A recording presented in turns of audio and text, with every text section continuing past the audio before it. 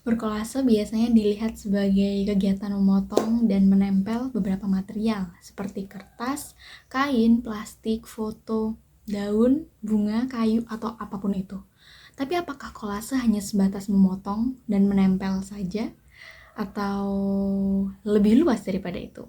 Setelah menggunakan kolase sebagai metode untuk menyampaikan isi pikiran, saya ingin mencoba mengisi ruang diskursus untuk membagikan sedikit dari gambaran besar kolase. Menurut saya, kolase bukan hanya berdiri tunggal sebagai karya seni. Kolase bisa jadi budaya, metode, konsep artistik, medium, dan genre. Mengapa? Mari kita telah konsep kolase.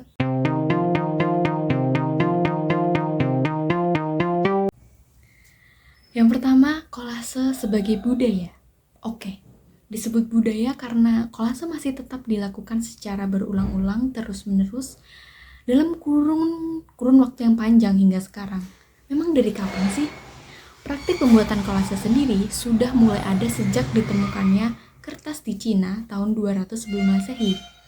Lalu mulai berkembang pengaplikasiannya saat abad ke-10 untuk pembuatan karya seni, seperti di Jepang, saat kaligrafer menggunakan kertas yang dilekatkan untuk menulis teks puisi, dan karya tersebut sekarang dikoleksi di kuil Buddha di Jepang.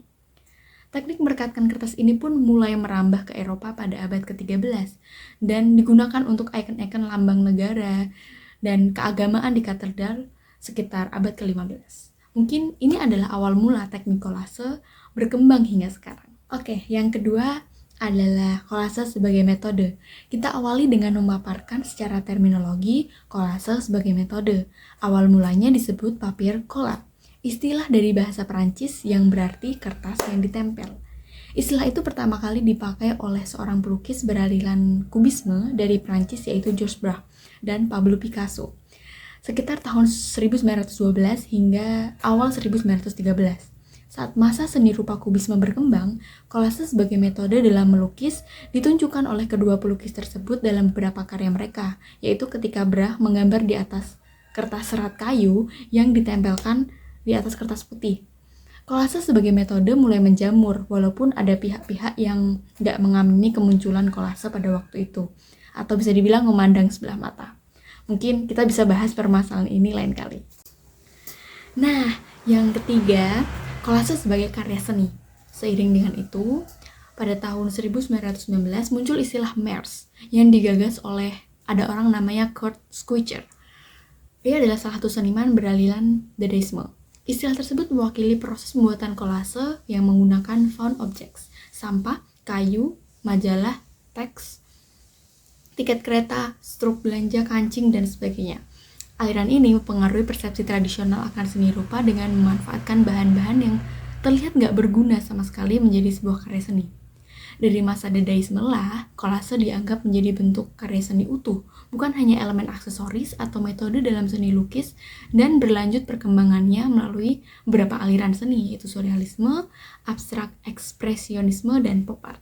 Oke, yang keempat adalah kolase sebagai konsep artistik. Konsep kolase yang awalnya papier collage sudah melewati batas bahannya. Banyak kolase yang dibuat dengan bahan kain, plastik, daun, bunga, kayu, lalu dan sebagainya. Lalu tak hanya lem yang bisa menjadi alat perekatnya, semua bisa dimanfaatkan seperti benang, staples, dan segala macam bahan yang bisa menyatukan objek satu dengan yang lainnya. Dari hal tersebut, menurut saya, kolase bisa berdiri sebagai konsep artistik atau konsep berkarya. Bahkan kita bisa saja menyebut proses editing dalam film sama halnya dengan proses kolase, karena mempunyai kata kunci yang sama, yaitu cut and paste setiap shot untuk membuat sebuah scene seperti itu. Lalu dalam ranah seni musik juga sama, bagaimana komponis menyusun dan mengolah setiap bunyi untuk dijadikan alur peristiwa musikal. Lalu kita juga sering menyebut kolase foto di saat kita menempelkan foto-foto kenangan di album foto. Nah, itu kita sebut kolase foto kan. Dari semua hal tersebut, kita bisa menyebutnya kolase karena kolase bisa hadir sebagai konsep artistik. Lalu yang kelima adalah kolase sebagai medium. Layaknya Twitter sekarang udah diganti X ya, atau menulis, melukis, debat capres, stand up komedi, dan sebagainya. Kolase adalah salah satu alternatif wadah atau alat untuk kita bisa menyampaikan isi pikiran, gagasan, masalah, refleksi diri. Ya betul, kolase adalah medium untuk kita menyampaikan buah pikir kita.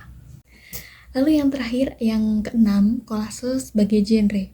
Nah, ini tuh saya baru tahu dan belajar hal ini semenjak saya ikut workshop di Collage Institute. Saya membaca beberapa artikel dari Collage Magazine dan tulisan-tulisan di sana benar-benar membuat otak saya ingin terus cari tahu lebih tentang kolase karena banyak hal dipertanyakan di dalamnya. Bagaimana perlunya kita membicarakan kolase? Karena kadang Google sendiri saat kita ngetik collage gitu, lalu autocorrectnya tuh jadi collage gitu. Padahal praktik kolase sudah berjalan sangat lama dan tetap eksis sampai saat ini. Kira-kira kenapa ya bisa disebut kolase adalah genre? Aku pengen cari tahu lebih. Teman-teman juga bisa banget share pendapat kenapa sih kolase disebut genre? Atau teman-teman juga bisa komen di bawah ini pandangan tentang kolase menurut teman-teman itu gimana sih?